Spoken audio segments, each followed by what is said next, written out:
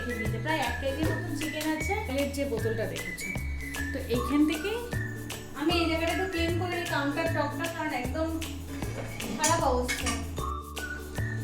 দেখো চিকেনটা থেকে কিন্তু অলরেডি তেল ছাড়তে শুরু করে দিয়েছে। এটাকে আমি একটুখানি ঘষে নেব, এইটাকে যাতে সাদা জিনিসটা না আসে সেদিকে একদম হালকাই গ্রেভি থাকে। হ্যালো গাইস, আজকে সারাদিনে কোনো ব্লগ শুট করা হয়নি। আজকে আমি রাতে বানাচ্ছি গন্ধরাজ চিকেন। সেই রেসিপিটা তোমাদের সাথে শেয়ার করার জন্যই আজকে ভিডিওটা স্টার্ট করলাম। এই হলো চিকেনটা, ঠিক আছে? এই হলো চিকেনটা। প্রায় এটা আধ ঘন্টার মতন আমি কিন্তু ম্যারিনেট করে রেখে দিয়েছি। প্রায় 1 কেজির মতন চিকেন আছে। পেঁয়াজ, আদা, রসুন, লঙ্কা, টক দই আর নুন দিয়ে আমি কিন্তু এটাকে ম্যারিনেট করে প্রায় আধ ঘন্টা রেখে দিয়েছি। কড়া বসিয়ে দিয়েছি, কড়া গরম হয়ে গেছে। তো কড়া গরম হওয়ার পর তোমরা আমার যে রাইস ব্র্যান অয়েলের যে বোতলটা দেখেছো, তো এইখান থেকে সাদা তেল দিয়ে ধোয়া যায়। আমার কাছে এখন রাইস ব্র্যান অয়েলটা আছে বলে আমি রাইস ব্র্যান অয়েলটা দিলাম, পরিমাণ মতো দিলাম। যেহেতু জানো আমরা খুব বেশি তেলটা খাই না, হয়ে গেছে। এই তেলটা গরম হয়ে যাওয়ার পর আমি এখানেতে গোটা গরম মশলা দিয়ে দিচ্ছি ফোড়নে।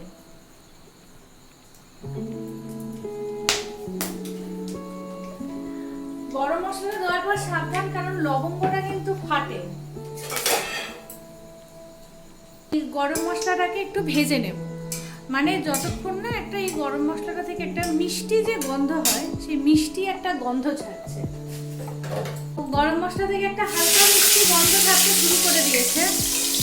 এবার আমি এখানে দিয়ে দিলাম একটা তেজপাতা। তেজপাতা তো আলাদা করে কিছু ভাজতে সময় লাগে না।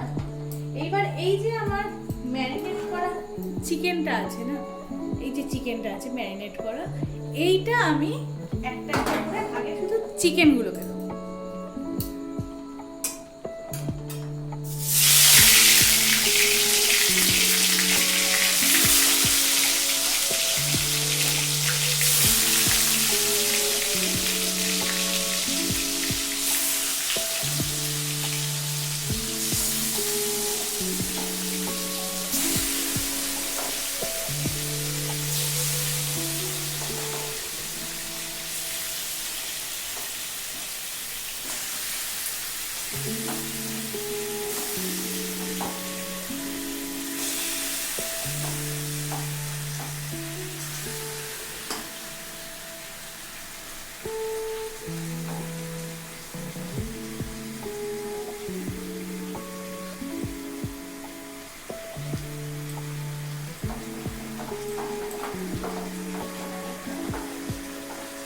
ও একটা জিনিস বলিনি আমি, যে আমি কিন্তু যখন ম্যারিনেট করছি এতে কিন্তু আমি একটু গন্ধরাজ লেবুর রসও দিয়েছিলাম, কারণ এটা যেহেতু গন্ধরাজ চিকেন হচ্ছে ওই জন্য গন্ধরাজ লেবুর রসটাও দিয়েছিলাম।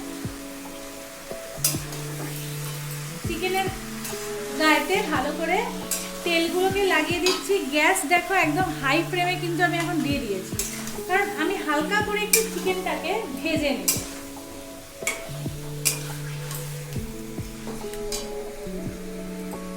এই যে গরম মশলা দিলাম বা যখন তেলটা যখন দিলাম না, এই গ্যাসটা আমার প্রচুর নোংরা হয়ে গেছে। তেল আর আমি আর সব পারি তেল গ্যাসটাতে কিন্তু আমি রান্না করতে পারবো।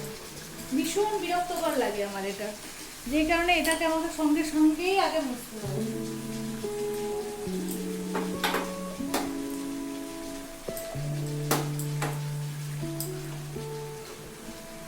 এই করতে গিয়ে আমি প্রচুরবার ছ্যাঁকাও খেয়েছি। নতুন কিচ্ছু নাই এগুলো আমার কাছে। এই যে এই পিসটা, এই চিকেনটা এক্সট্রা রয়ে গেছে, এটা হচ্ছে বোনলেস, এটা রেখে দিলাম চিলি চিকেনের জন্য।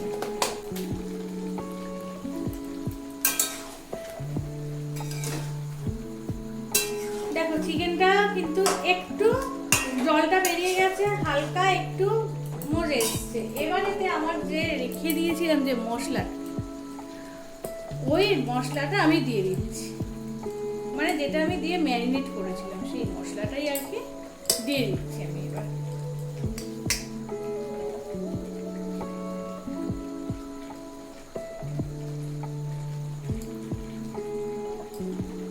ঝোল ঝোল হবে না, চিকেনটা কিন্তু একটু মাখা মাখাই হবে। এটা কিন্তু মানে খুব বেশি ঝোল ঝোল খায় না। দিয়ে এবার আমি এটাকে ঢেকে দিলাম, আর গ্যাসের আঁচটা একটু আস্তে করে দিলাম যাতে জিনিসটা আমার ভালোভাবে হয়। যতক্ষণে চিকেনটা হবে আমি এই জায়গাটা একটু ক্লিন করে নিই, কাউন্টার টপটা, কারণ একদম খারাপ অবস্থা।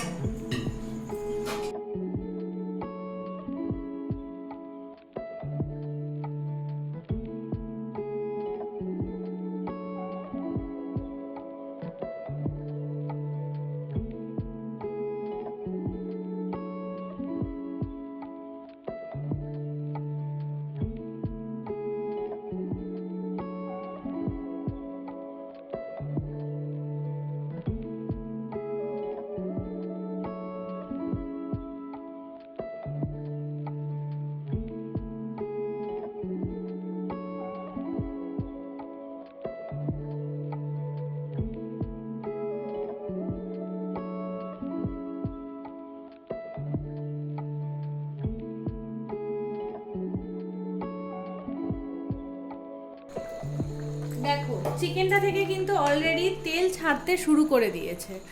এই চিকেনটা কিন্তু হতে খুব বেশি সময় লাগে না, খুব তাড়াতাড়ি কিন্তু এই চিকেনটা হয়ে যায়, কারণ এটা যেহেতু দই দিয়ে লেবু দিয়ে আমি অনেকক্ষণ ম্যারিনেট করে রাখছি, সেই কারণে এটা কিন্তু খুব তাড়াতাড়ি হয়ে যায়। তোমরা দেখেছো আমি কিন্তু খুব বেশি যে একটা মানে তেল দিয়েছি তা কিন্তু নয়।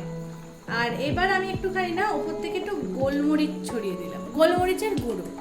এই গোলমরিচের ফ্লেভারটা, কাঁচা লঙ্কার ফ্লেভারটাই এখানে হবে। এটা কিন্তু খুব হেলদি একটা চিকেন, মানে যারা ডায়েট করে না তাদের জন্য এটা কিন্তু মানে আইডিয়াল একটা চিকেনের রেসিপি। মানে এখানে কোনো অতিরিক্ত মশলা, কোনো মানে কালার কিছুই থাকছে না, পুরো একদম সাদা মাটার মধ্যে এই চিকেনটা হবে। চিকেনটার কিন্তু কালারটাও এরকমই থাকবে। এবার অনেকে একটু হলুদ দিলে হালকা দেয়, কিন্তু আমার স্পেসিফিক্যালি গন্ধরাজ চিকেনেতে এইটা আমার মানে এটা আমার ব্যক্তিগত ওপিনিয়ন যে আমার ভালো লাগে না বেশি কালার। মানে এটা যেহেতু লেমন চিকেন হচ্ছে, তো একটু যেহেতু লেমন ফ্লেভারটা থাকছে, তো কালারটা একটু সাদা মাটাই হবে, এটা আমার নিজস্ব ওপিনিয়ন। এরপরে কেউ যদি চাও একটু হলুদ দিতে, সে অবশ্যই দিতে পারো।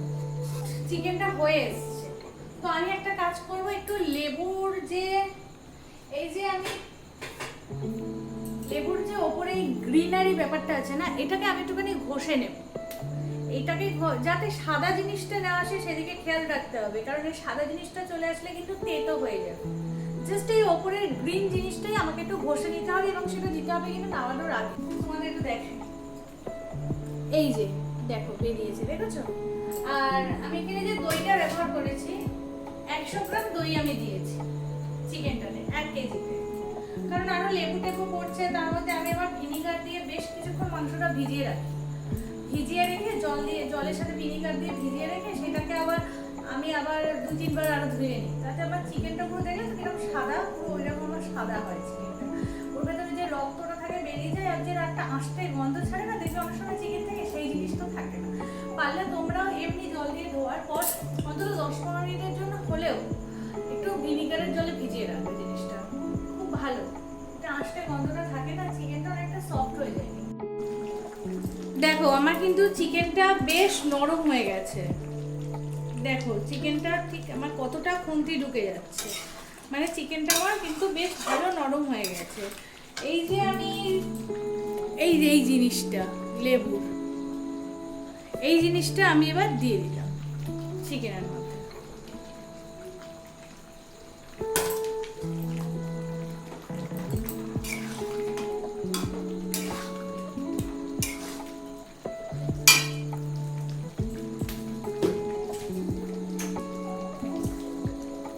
হালকা করে একটু চিনি দিয়ে দেবো।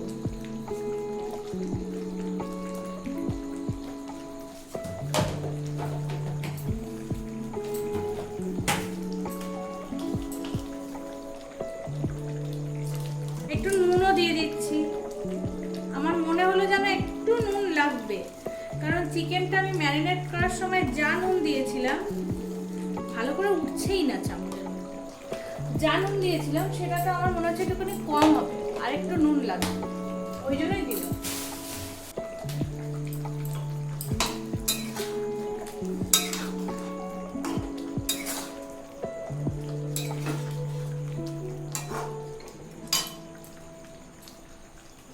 এই যে গাছের গন্ধরাজ লেবুর পাতা দুটো ছিঁড়ে নিয়ে এসেছি, এর মধ্যে দিয়ে দিলাম। ও একটু চিড়ে দিলে ভালো হতো।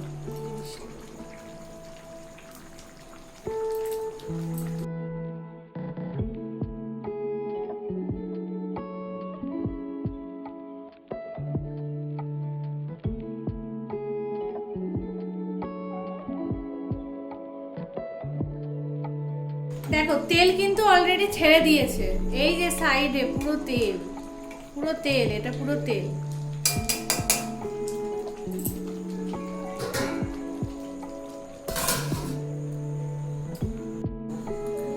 দেখো অলমোস্ট ডান চিকেন। এবার একটু আমি শুধু হালকা করে জল দিয়ে দেবো, কারণ এটাতে খুব বেশি তো গ্রেভি থাকে না, একদম হালকাই গ্রেভি থাকে। হালকা একদম একটু জল দিচ্ছি।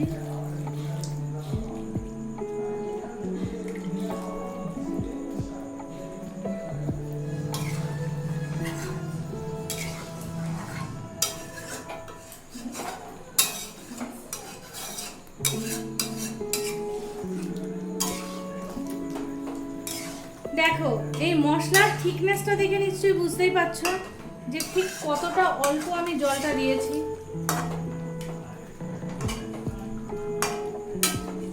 একদম মাখা মাখা।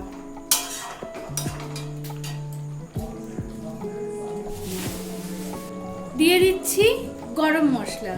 এই যে গরম মশলাটা না, এটা কিন্তু আমার নিজের হাতে বানানো, মানে গোলমরিচ, তারপর দারচিনি, লবঙ্গ, এলাচ সব কিছুকে একটুখানি ড্রাই রোস্ট করে মিক্সের মধ্যে আমি নিজে বানাই। আমি সব দেখাবো একদিন আমি কিভাবে কি সব মশলা বানাই। আমার সব মশলাই মোটামুটি বাড়ন্ত, তো আমি দেখাবো একদিন। একটু হালকা করে কাসুরি মেথি ছড়িয়ে দিলাম, এটা জাস্ট একটা রেস্টুরেন্ট স্টাইল একটা ফ্লেভার আনবে। আর দিয়ে দিচ্ছি ওপর থেকে আবারও একটু গন্ধরাজ লেবুর রস।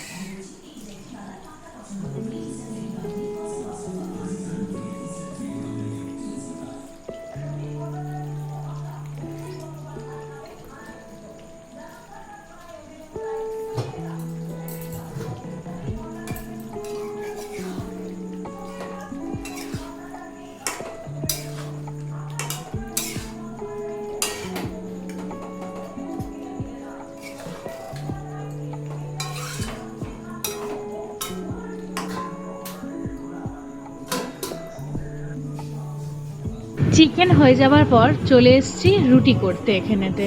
টুকটুক আর টুকটুকের বাবাকে খেতে দিয়ে দেবো, সে কারণে রুটি করে নিচ্ছি। আর বন্ধুরা, আমি যখন খেলাম চিকেনটা, এবং বিশ্বজিৎ মানে টুকটুকের বাবা বিশ্বজিৎও বলছে, আর যখন আমি খেলাম এত সুন্দর লাগছে খেতে, যেরকম নরম সেই রকম জুসি, দারুণ লাগছে খেতে। তো আমি তোমাদেরকে এটা বলবো যে তোমরা একবার এইভাবে বানিয়ে দেখো, দারুণ খেতে লাগবে। কিন্তু জিনিসটা একবার বানিও, এটা তোমাদেরকে আমার রিকোয়েস্ট। আর এই দেখো, এই যে খেতে দিয়ে দিচ্ছি আমি এখানে টুকটুককে। এই হলো আজকে আমাদের রাতের মেনু, রুটি আর গন্ধরাজ চিকেন। এটা কিন্তু গরম ভাতের সাথেও খাওয়া যায়, কারণ রুটির সাথে যখন আমরা খাচ্ছিলাম তখন আমরা এটাই ঘরেতে বলা বলি করছিলাম যে এটা যদি ভাতের সাথেও খাওয়া যেত তাহলেও কিন্তু যথেষ্ট ভালো লাগতো। আর এই যে এটা টুকটুকের বাবার জন্য তুলে নিচ্ছি, এবং এটা আমরা সেদিন রাতে আমাদের শেষ হয়নি, আর রেখে দিয়েছিলাম, আবার পরের দিন সকালবেলা আমাদের ভাত দিয়ে হয়েছিল। কারণ আমরা 3 জন লোক তো 1 কেজির চিকেন ওই একদিনের মধ্যে খাওয়া সম্ভব নয়। আর এই যে টুকটুক এরকম মাঝে মধ্যে ক্যামেরার সামনে এসে কথা বলে যায়। তাহলে বন্ধু, আজকের ভিডিওটা এত পর্যন্তই। Tata, good night.